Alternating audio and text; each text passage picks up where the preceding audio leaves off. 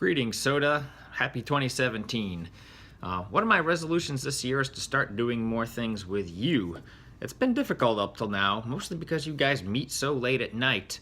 But I figured this is a problem with the solution, and so I thought I'd try this. Now, right at this very moment, I feel a little bit like I'm sitting in my kitchen talking to my phone, but deep down inside, I hope I'm actually talking to you, and that you're going to talk back to me by leaving a comment below.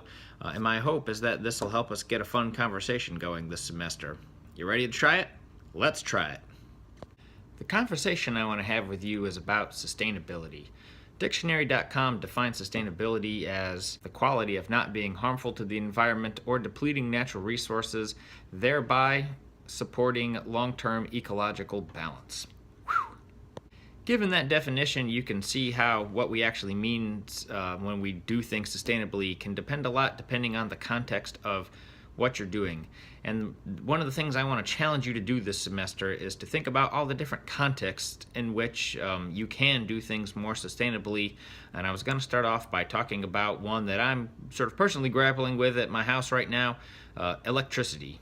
I'm going to go out on a limb here and guess that you've all heard of anthropogenic climate change. The planet is heating up. We are causing this heating up mainly by releasing carbon dioxide and other greenhouse gases into the atmosphere. Now, the way I understand it is this. Carbon has a naturally occurring cycle.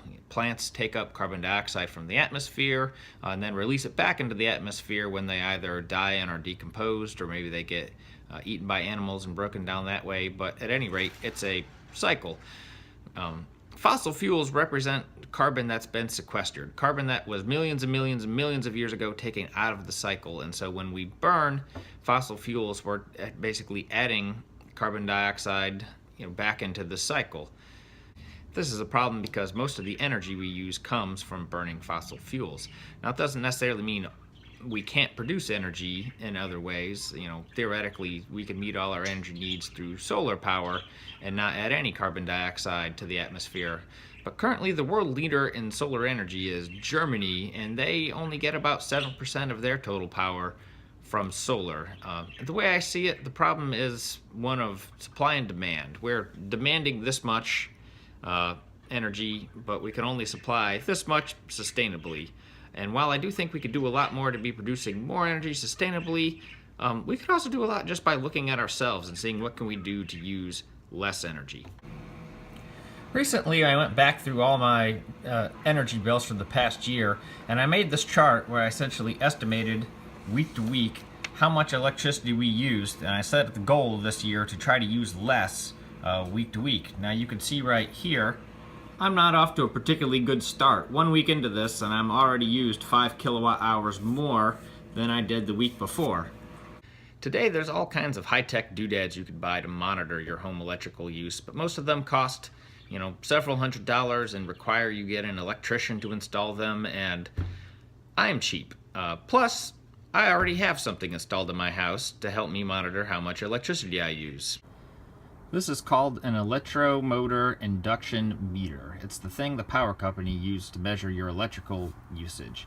Now these knobbies here, these are kind of like the odometer on your car.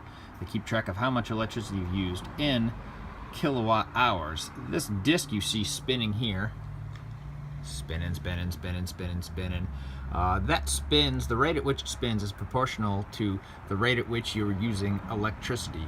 And so what happens is if you can time how long it takes this disc to go all the way around once, you can figure out the rate at which you're using electricity in watts, multiply that by the amount of time, divide it by 1,000, and you get kilowatt hours total electricity.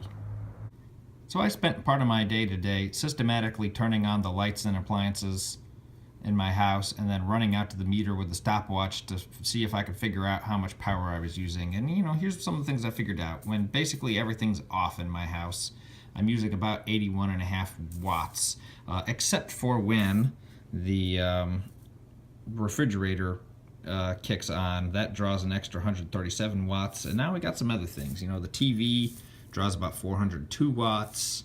The space heater in my son's bedroom, about 870 watts. But the thing I've actually decided to focus in on are these three light bulbs. These are the lights in my dining room. Right now, with the light bulbs in there, they pull about 145 watts when they're on, and they're typically on for 5 or 6 hours any given day. Over the course of the week, that's about 5.1 kilowatt hours of electricity. Now, if I were to replace those 3 bulbs with LED bulbs, they consume about 8.5 watts each. If they were on for the same amount of time over the course of a week, that would only be about 0.9 kilowatt hours. I could save about 4.2 kilowatt hours. And here I am, sitting under the glow of my brand new LED light bulbs. Cool, right? I'm going to keep track of it. Hopefully in about 2 weeks I'll be able to tell you if I did in fact save 4 kilowatts hours per week. In the meantime, I mean, what do you think? How efficient are you with your energy? Let me know in the comments below, and I will talk to you again soon.